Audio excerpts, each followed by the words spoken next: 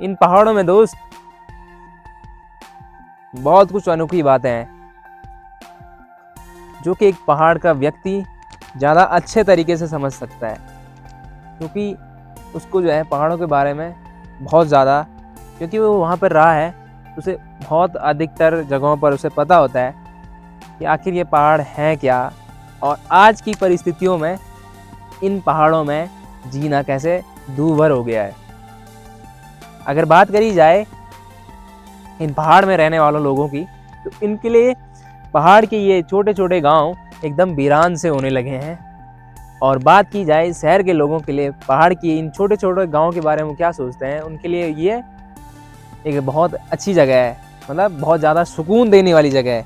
वहीं बात की जाए गांव के लोगों की, तो गांव के लोगों को बहुत हद तक गांव वीरान से लगने पड़े हैं, क्योंकि दिन ब दिन जो है हमारे गांव के गांव जो है रोज़गार के चलते, रोज़गार न होने के चलते गांव के गांव हमारे जो है लगातार खाली होते जा रहे हैं। उसमें बहुत सारी दिक्कतें हैं, कोई एक समस्या इसका कारण नहीं है, बहुत सारी समस्याएं हैं जिनके कारण हमारे पहाड़ जो है लगातार जो है खाली होते जा रहे हैं। अगर पहाड़ में बात करी जाए तो यहाँ पर युवाओं, मतलब यहाँ पर जो लोग रह रहे हैं ना, तो यहाँ पर सबसे कम संख्या जो है वो युवाओं की है। मतलब नौजवान लोग यहाँ पर बहुत कम रहते हैं तो केवल 10वीं और 12वीं की पढ़ाई तक। उन्हें भी अपनी जो है रोज़मर्रा की ज़रूरतें पूरी करने के लिए या अपने कुछ सपने पूरे करने के लिए पलायन ही करना पड़ता है।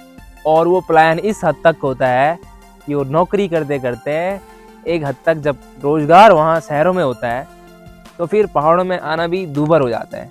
वो कभी 5 साल 10 साल में कभी फ़ोटो खिंचवाने इन पहाड़ों तक आ जाते हैं।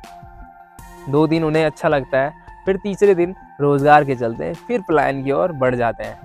तो यही कुछ पहाड़ की हकीकतें हैं जिनकी वजह से दिन ब दिन पहाड़ हमारा जो है वीरान होता चला जा रहा है। और पहाड़ के लोगों को जो पहाड़ में अभी हैं या जो पहाड़ से किसी कारणवश मजबूरी में अपने पहाड़ी गांव को छोड़कर बाहर की ओर पलायन कर रहे हैं, उनके दिमाग में एक तरीके का सवाल उत्पन्न हमेशा होता आ रहा है कि काश वैसा ही रोज़गार हमारे यहाँ उपलब्ध हो पाता। कम से कम उतना ना सही, लेकिन थोड़ा बहुत तो उपलब्ध हो पाता। जो लोग गांव में हैं कम से कम उनकी ज़रूरतें तो पूरी हो पाती। आज पहाड़ के हाल कुछ इस तरीके से हैं कि आदमी को अपनी जो छोटी छोटी ज़रूरतें हैं उनके लिए भी एक बोलते हैं लाचार होना पड़ता है। छोटी छोटी ज़रूरतें पहाड़ में रहकर, पहाड़ के इन छोटे गांव में रहकर पूरी नहीं हो पाती। और पहाड़ में रहना वैसे भी किसी संघर्ष से कम नहीं है। जिस काम को करने में शहरों में 1 मिनट लगता है, वही काम पहाड़ों में करने में 1 घंटा तक लग जाता है। और मेहनत इतनी ज़्यादा कि क्या बताएं। तो आदमियों की या युवाओं की या बोले तो लोगों की मजबूरी इस तरीके की हो जाती है कि मजबूरी बस वही काम जो लोग पहाड़ों में कर रहे हैं वही काम वो शहरों में कर कर कई आगे बढ़ जाते हैं। तो देखा देखी के इस युग में हर कोई पलायन कर रहा है। और हमारे ये गांव, जैसा कि आप देख रहे हैं, ये लोकेशन मैं आपको बता दूं, ये है हमारी उत्तराखंड की टिहरी गढ़वाल की लोकेशन। और गांव बता दूं आपको, पट्टी है हमारी ये डागर। और गांव आपको बता दें तो सामने आपका दिखाई दे रहा है रिंगोल गांव, और ये नीचे दिखाई दे रहा है कोठार, नीचे डागर, चोपड़िया, जंदोली, आपके बहुत सारे छोटे छोटे गांव हैं। और अभी जो ये लोकेशन है ये और ऊपर वाली है, ये है गोदी मोरछांगा वाली। तो ऐसे ही कोई बहुत सारे छोटे छोटे गांव हैं। अगर आप इन गाँव के अंदर चले जाएँ तो घर तो आपको बहुत सारे देखने को मिलेंगे। बहुत सारे लोगों ने जिनको ये है कि चलो हमने गांव आते रहना है बीच बीच में, उनके घर आपको देखेंगे, लेकिन वहाँ पर आदमी आपको बहुत ही कम देखने को मिलेंगे। कारण बस एक ही, वह है रोज़गार। दूसरा जो स्वास्थ्य सुविधाएं हैं, बहुत सारी चीज़ें हैं, कोई एक कारण नहीं है।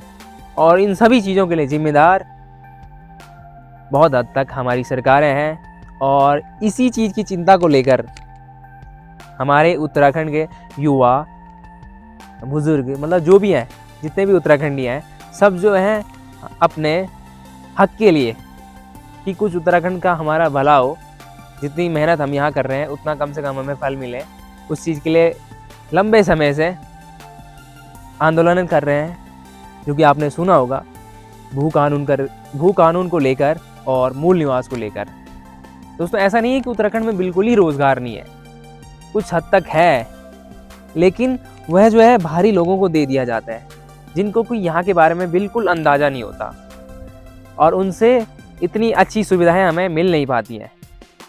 बाकायदा यहाँ के लोग हमेशा आंदोलन करने को तैयार होते हैं, जहाँ पर अगर सपोज़ गांव में 2-4 रोज़गार कहीं से मिल भी गया, खुल भी गया, तो वहाँ पर जो है भारी व्यक्ति जो है आकर पहुँच जाते हैं, और जो कि जिन्हें कि यहाँ के बारे में कुछ पता नहीं है, कैसे रहना है, क्या यहाँ की संस्कृति है, किस तरीके से रहना है, क्या यहाँ की परिस्थितियाँ हैं, बिल्कुल अंदाज़ा नहीं होता।